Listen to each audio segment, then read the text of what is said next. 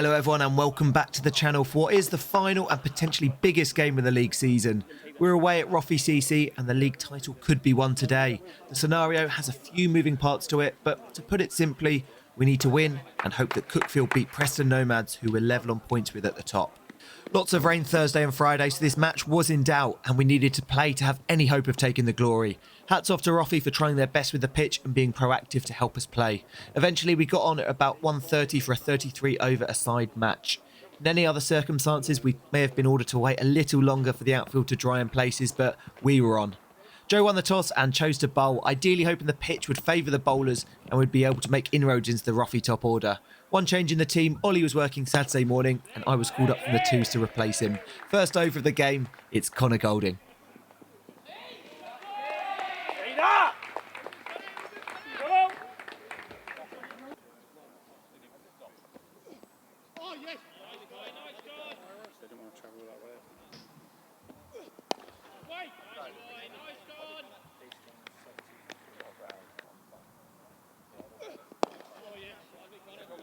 Boundary coming from the first ball, 4 from that first over, and taking the same pink ball is Aaron Brown. I think the umpire said when the game is shortened to less than 35 overs, you don't get a new one from both ends.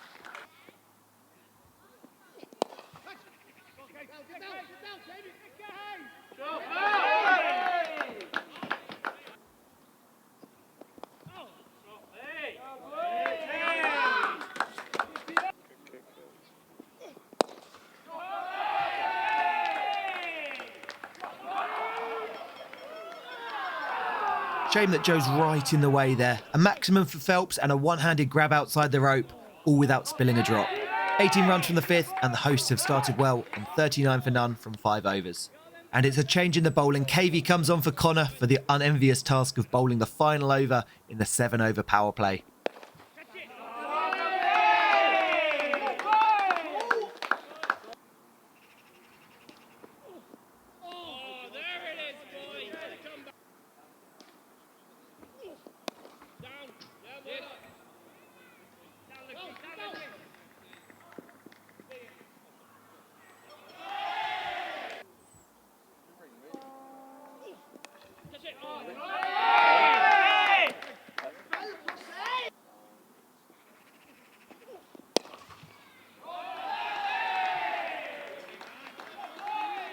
And it's a change again. First chance to see whether this pitch is going to help out the slow bowlers.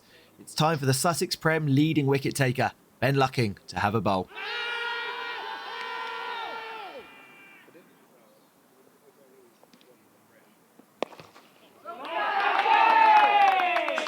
Another maximum, and this one brings up the Roffey opener Johnny Phelps' 50 from just 33 balls, I believe, with the score 72 for none from 8.2 overs.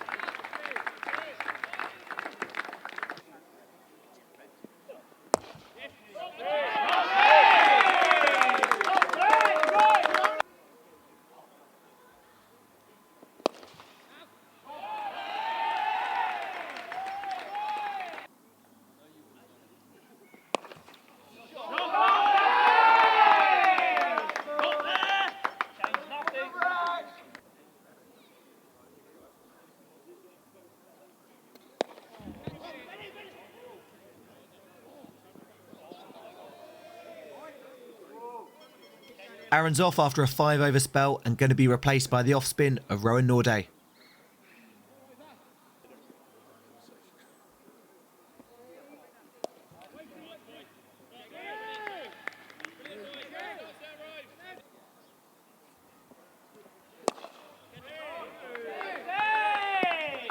Lucko's not finding it easy with the damp ball and seam and taking a blow.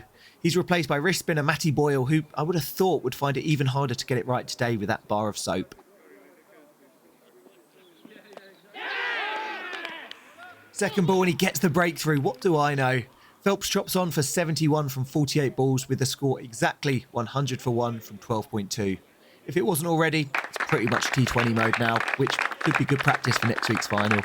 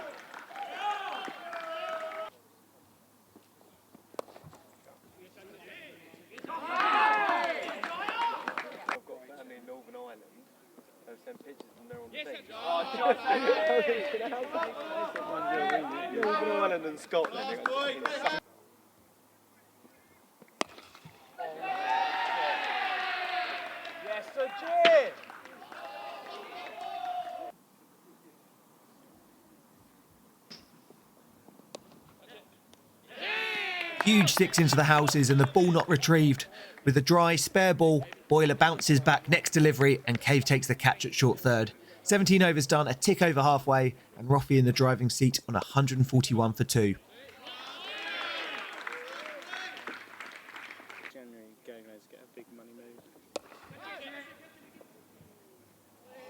Was really looking forward to seeing this highlight again. Roffey skipper Davies pulls it to deep square, don't have to move, and it's down. Not what you want from someone who's up in the team to field. Just hope it's not too costly in the end.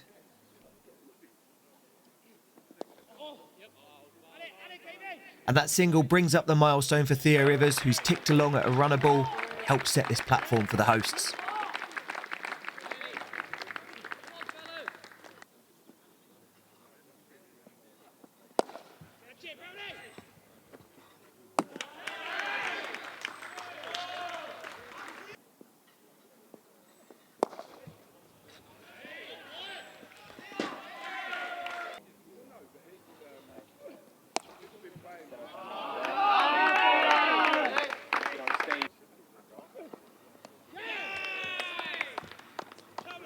Rivers falls for 65, bowled by Connor with the first ball of the 25th. It's now 191 for 3 from 25 overs.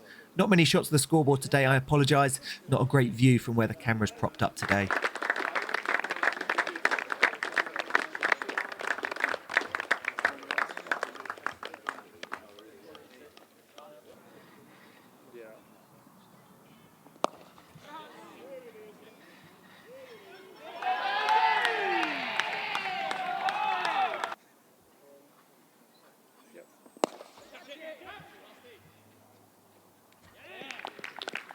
James Russell takes a couple of steps in from long on and takes the catch to earn Ben Lucking his 42nd Premier League wicket of the season, some going in his debut season for the club. His wicket tally wasn't surpassed and he ended the season as the bowler with the most wickets in the Premier League by 7. Bold Benny.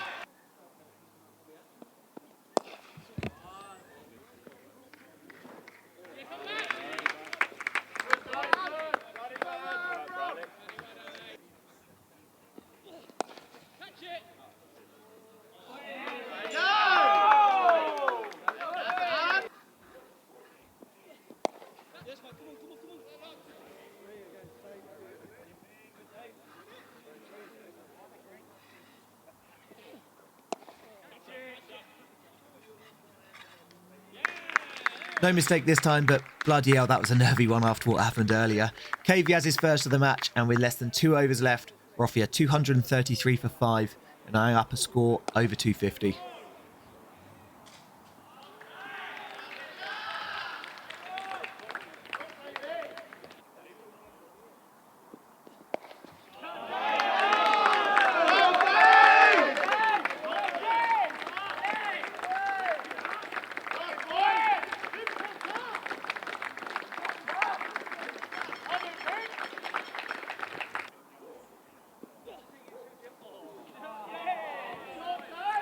Six there from the penultimate ball earns Davies his 50, and 4 leg byes off the last ball has Roffey end on 262 for 5 from their 33.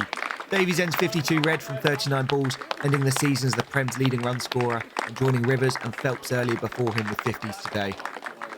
So 262, that's more than we wanted to chase, but the pitch played surprisingly really well and looked like it came on nicely. So we're not completely out of it. It's not the biggest outfield here, and with our batsmen, we back ourselves to chase anything. One thing I haven't mentioned yet is that the light was pretty low all day. The camera always makes it look brighter than it really is, so Duckworth-Lewis could also be a factor later. The other thing I haven't mentioned is that all-important other match ongoing. We came into the clubhouse frantically checking phones to find Nomads put Cookfield into bat and scored 111 for 9 from their 30 overs. A few more would have been nice, but looking at the strike rates, I don't think the pitch was as batsman favourable as ours today. Opening the batting for us is James Russell and Matty Boyle.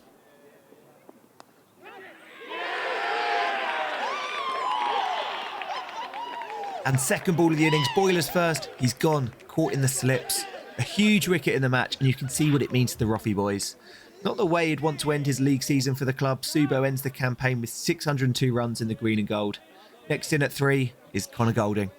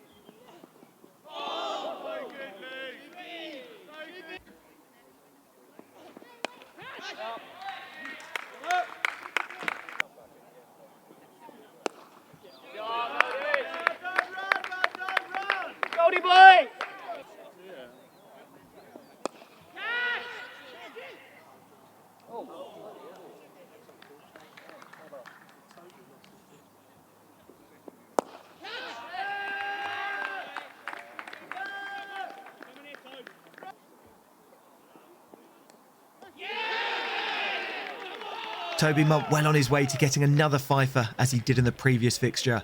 Connor becomes his second victim, and that's not the way we wanted to start this chase. Boyle and now Connor gone. It's 21 for 2 from 4.2. Promoted up to 4, and next in is Mike Cowdrey.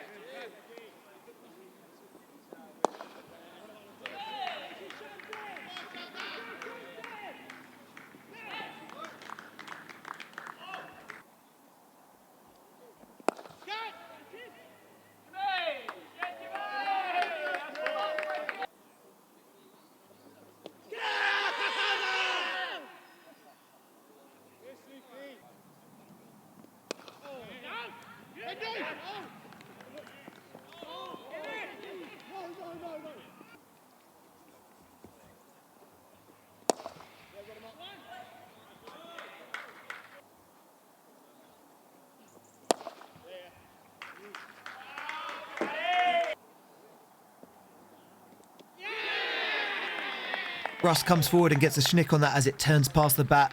Third wicket down now after 12.2 overs with 58 runs on the board. It's now 205 needed from 124 deliveries, with Scott Lenham coming to the crease.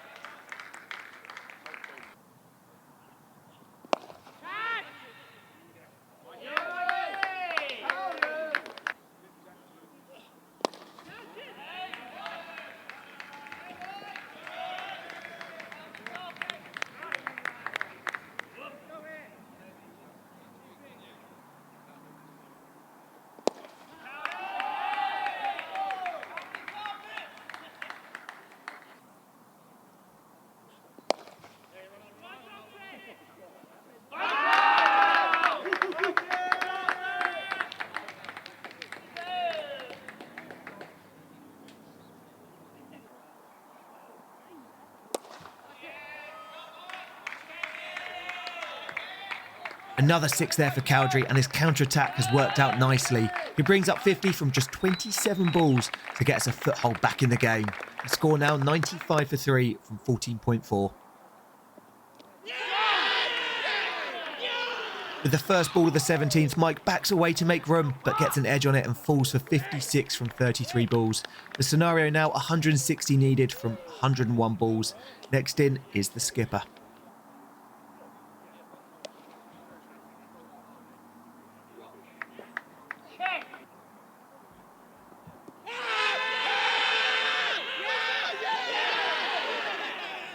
Joe's eventually given and takes a tumble. On first viewing looks pretty malicious and red card worthy, but watch it again and you'll see it's all just bad timing. Phelps with his back to Joe winds up for a fist pump with no idea Joey's there and apologises straight away. There was no malice in that at all. Next man in is Aaron Brown.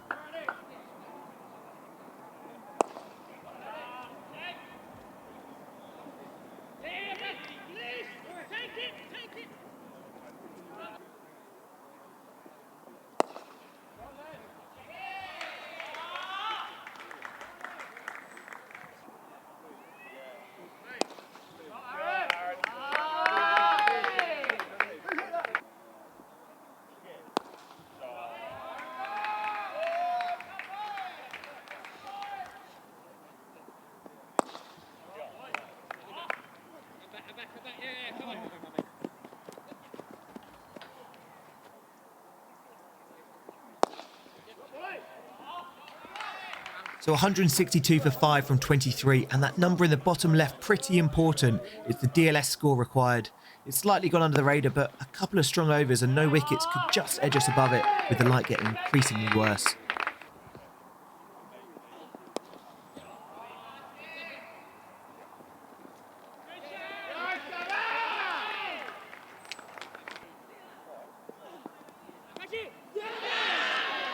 Lenham survives a big call, probably for the best as we didn't completely get that worldy take by the Roffey keeper Sajid Nizam in picture.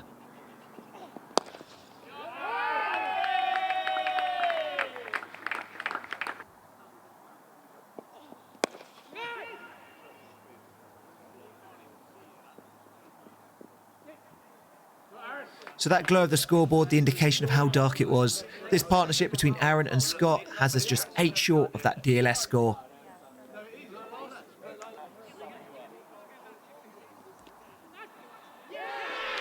And another catch for Sajid. Scotty's gone for 40, and as Lucko walked out to the middle, the umpires called it a day. Not sure why it needed a wicket to force the decision, which badly affected the DLS score, but we weren't ever above it anyway. So with that wicket, we lost by 17 runs, Aaron ending on 43 not out, and we'd already seen Nomads won their game as well, so they were crowned league champions. Horsham won theirs too, so we ended up coming third in a 2-horse race. I think there's a name for that. Thanks again to Roffey for a great game, and as mentioned earlier, their willingness and effort to get this on for us. They could have easily had no interest, which would have meant we had no chance to win the league. So that's the league done. Thanks for joining us this season. We've got one more match to go though. A cup final against the league winners Preston Nomads next Sunday at the Sussex County Ground in Hove. There's 3 matches of T20 cricket on that day, with our game starting at 6 PM under the lights. If you are local, feel free to come along. It's free entry, and hopefully you'll be treated to a decent show of cricket. And you may even get a Joe Walker signature for the book. Thanks all for watching, and we'll catch you next time. Bye-bye.